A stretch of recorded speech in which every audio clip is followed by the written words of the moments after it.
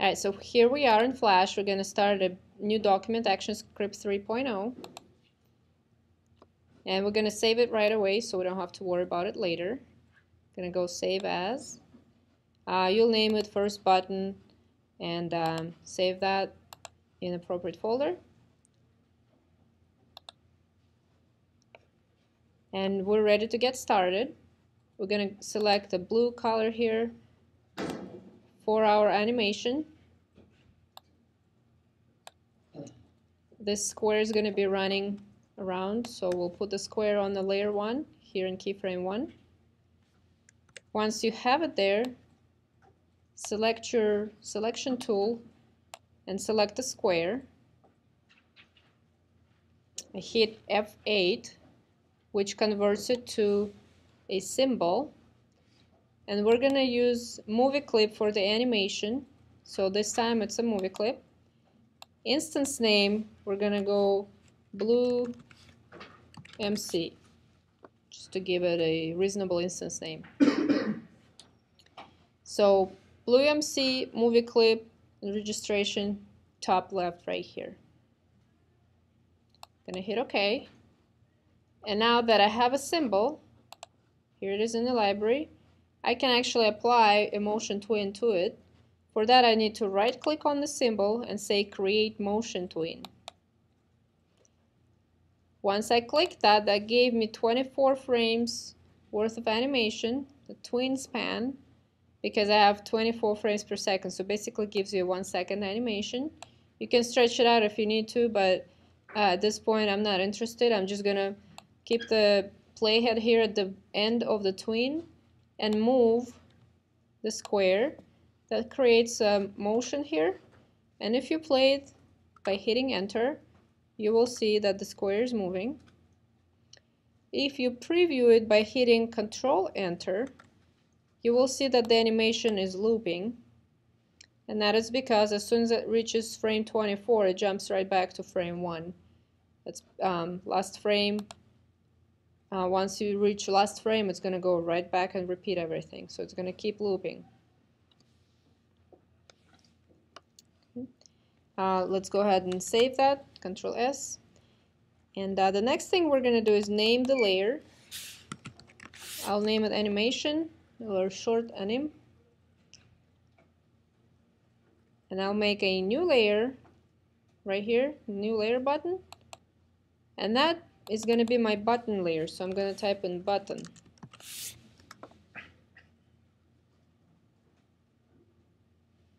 I'm going to select the first keyframe of the button layer. I'm going to go and pick out an oval tool. And I'm going to change the color to, let's say, orange.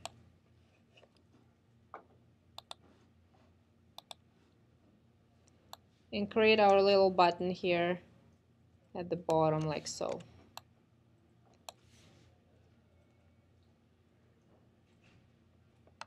Once I have the shape, I'm going to select it. I'm going to hit F8 again. This time, however, I'm going to go into type button, not movie clip, but button. Instance name, I'll name it my BTN, camel cased.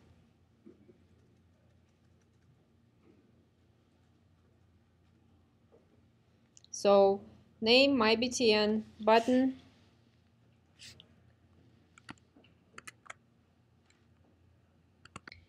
Gonna hit OK. And here it is in the library. I see my button. Okay. In the properties, if you check, it says a button if it's selected.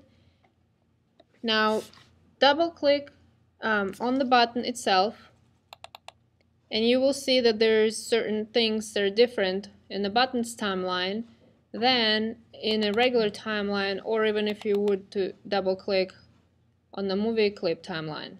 So movie clip timeline looks a lot like the main timeline, right? A whole bunch of frames. However, if you double click on the button timeline, we have up, over, down, and hit stages here.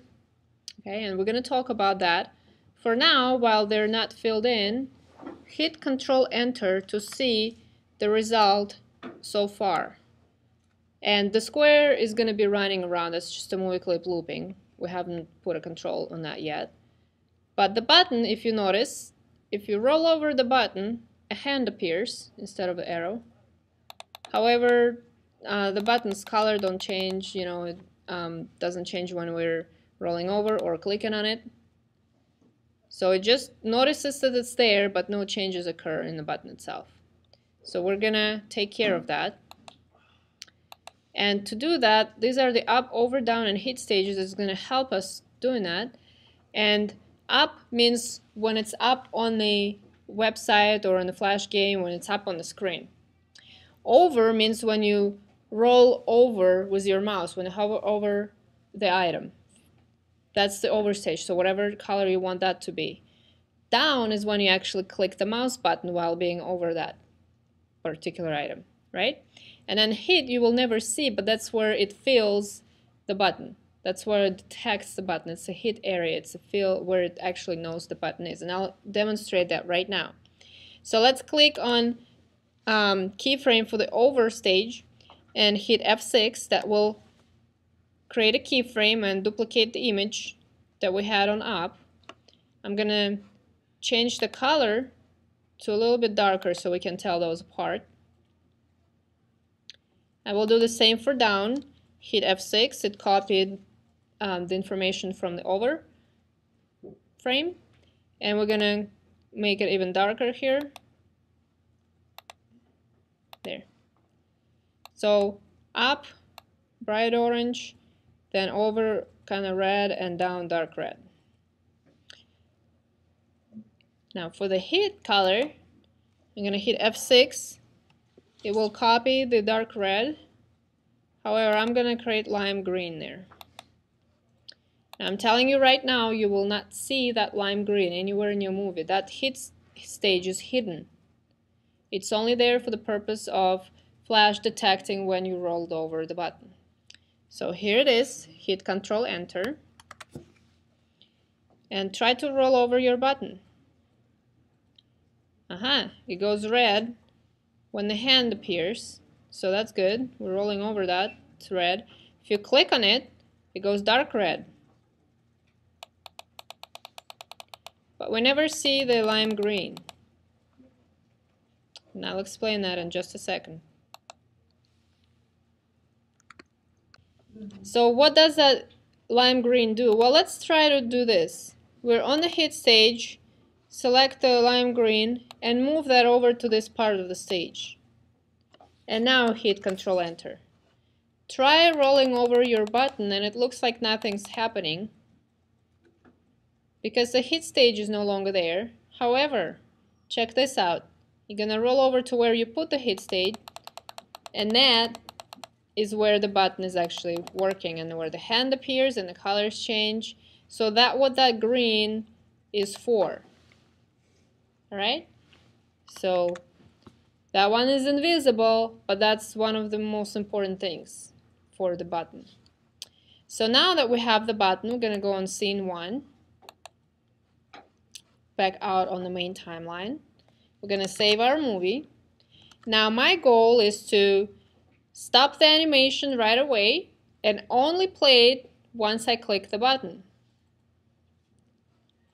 So we will have to add an Actionscript layer. I'm going to add another layer and name it Actionscript or Actions. Actions is the common way people name these. Right? Now there's a magic shortcut for Actions panel to come up. That's F9. You'll be using that a lot simply because this I like to have this open and quite big, and then you can't see anything else. So while you're typing up your code, you have it open. Once you want to see something on the stage, you just simply hit F9 and it's hidden, and you're good to go. So select this first keyframe of the Actions layer and hit F9 if you don't have the Actions panel open, and type in the following: stop, open close parenthesis, semicolon. That's your first code. Hit Control Enter, and you will see that the square stopped. If you preview the here the bandwidth profiler, Control B, this item right here, you will see that your playhead is on 1. Now I can force it to play with if I hit Enter on my keyboard, you will see the playhead move, but then stop again at 1. Since we have that stop sign or stop code at frame 1, that is going to stop every time it encounters that frame. Basically, every time it hits 1, it's going to stop. Okay, that's what that code means. And then you can hit Enter. But my goal is to make that I click on the button and then the square starts running without having to use Enter. So in order to do that, I'm going to go back to my code. Okay. Now, comments. I would like to introduce comments. Comments are one of the ways to indicate it's a comment is putting a double slash in the beginning of the line or wherever you want to put a comment. And everything after that on that line is going to be gray, which means it is not going to affect your movie. It's just comments for you personally, so you remember. It's like taking notes on the side. All right, so this is the initial stop for the animation to stop on the first frame. Okay, that's just comments for you. I can write anything I want in there. As long as it's gray, it does not affect my movie. That is just for you to see what that is if you want to keep your comments in there. Okay, hit Control S to save, and I'm going to hit F9 to hide the actions. I want to control the movie with this button. Alright, so my goal is to select this button to be the control point where I can click on it and the animation will stop. In order for me to use that button as a controller and talk to it via Actionscript, right? I need to give it a name because Actionscript doesn't know what that is. It doesn't look it up by symbol name right here.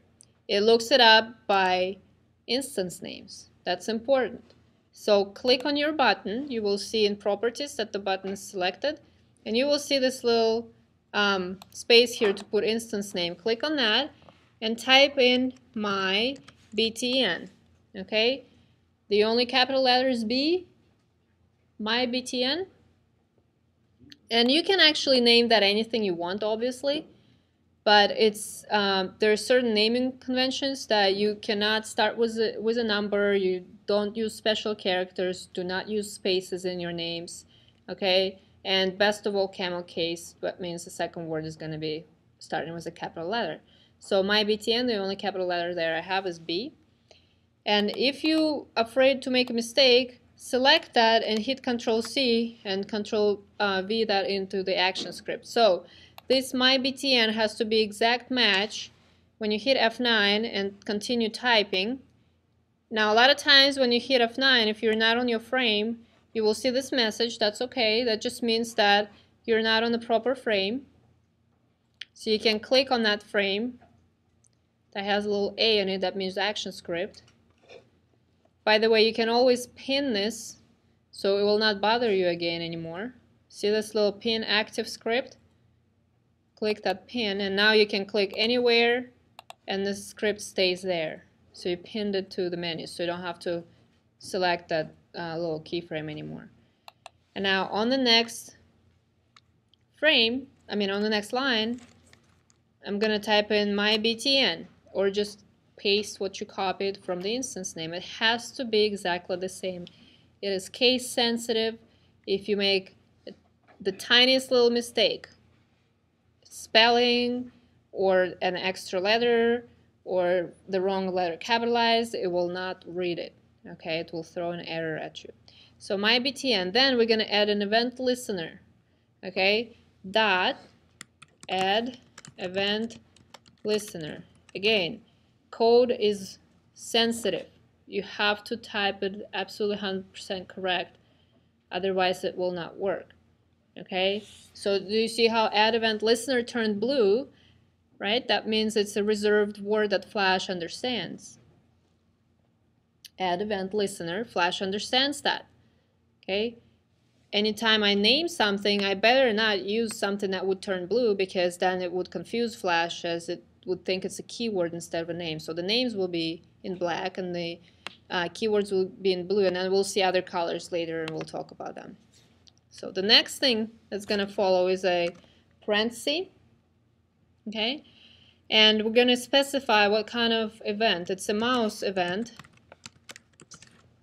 Very important to capitalize both. Dot, and what kind of mouse event? Well, it's going to be a left click, and that's identified as all caps click. Okay, so Flash understands this little frame as listen for a mouse click. Okay, not keyboard click, not anything else click, mouse click. Okay, then we put comma, and then we invent a name for our function. And the function names go with the same conventions as naming conventions as button names and instance names and all of that. Again, try to keep it short and to the point, and hopefully only letters. Do not start with numbers, absolutely, and don't use special characters or spaces.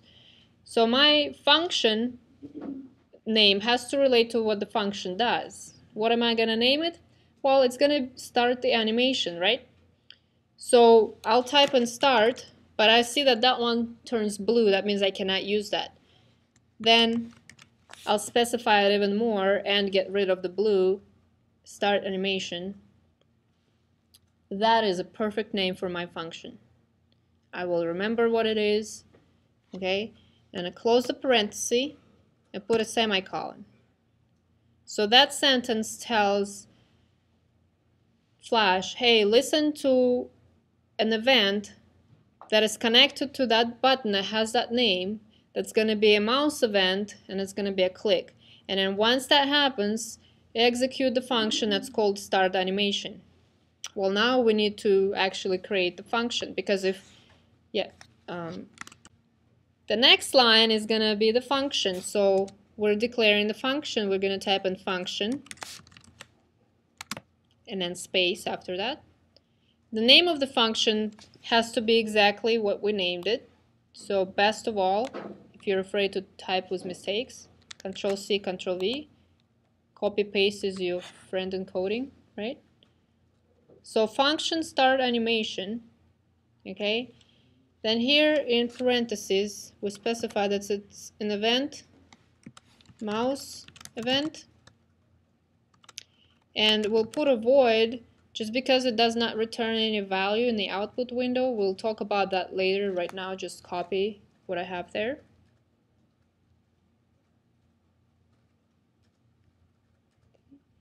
And then drop to the next line and open the curly brace. Once you open a curly brace, if you're in CS5, a wonderful thing happens. You hit enter and it closes it for you on the next line, which is great. If you don't have CS5, oh well, just put it in there, right? And now we have a function. So we declare the function, that this function is going to do something. We haven't told it what to do. So if you hit Control Enter right now, it doesn't throw any errors at you, but it doesn't do anything either, because we haven't simply told it what to do. And the thing is very simple. You just type in play. It's going to be the same format as stop right here. And that will work. Hit Control Enter and test it.